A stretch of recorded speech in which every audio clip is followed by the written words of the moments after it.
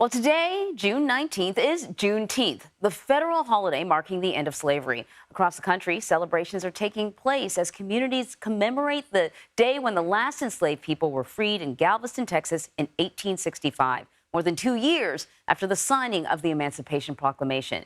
It's only the fourth official year of the national holiday after President Biden signed it into law in 2021.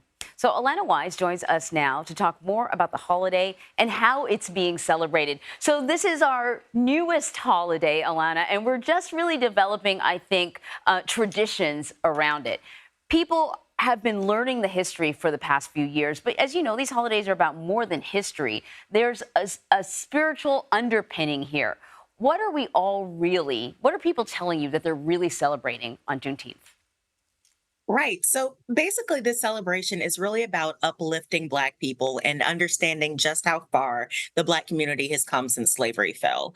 As you mentioned, this holiday has been around since 1865, first celebrated in Galveston, Texas, where Union troops had marched in to announce that slavery had come to an end in the United States. And for a lot of people, it's about celebrating Black businesses and uplifting the Black community, giving back to your own communities, and educating yourself about the history of the United States. And I like that last bit that you said there about the history of the United States. This is now a national holiday, and Black history is American history. And I think that's something that people sort of really need to recognize. You point out it's been celebrated in Texas since, the early 1800s, the year after. But now across the country, people are celebrating. How are they celebrating? What are you seeing? I mean, this is essentially a celebration of independence. Exactly. What a lot of people like to sort of think about is that this is a stretch of independence from Juneteenth, when Black people were finally given their independence in the United States, up until July 4th, which is Independence Day in the US.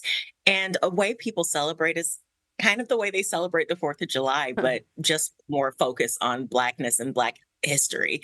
So you'll see people cooking out, you'll see grills, people grilling in Galveston and across the country. Actually, they have parades and family fun days held in parks and picnics and just events to really bring communities together and give people time and a space to be together and spend time together and learn about history.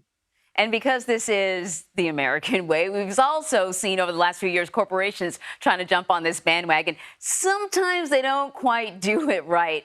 What have you seen? I don't want to say is there a wrong way to celebrate, but we've seen some missteps. Absolutely. And I mean, that's to be expected. Some people do come at things with genuine intent and just miss the mark. Other times, things like corporations are just sort of, it just comes across as a sort of cheesy money grab. So ways that you absolutely can celebrate is wish people a happy Juneteenth. Take the time to learn about the community, go visit museums and talk to your friends and learn about family history and things like that. But things that you've seen go wrong, where you see corporations saying, with the napkins with the Pan African flag on it, with things like "it's the freedom for me," or otherwise misutilizing African American vernacular English. Those are things that are just really uncomfortable for everyone involved, and nobody wants to see that. No, nobody wants to see that. But I like the idea of learning about the history of this country, all of it. This is a celebration for all Americans, not just one community. And it's good to see it happen. Alana Wise, thank you so much. Thank you.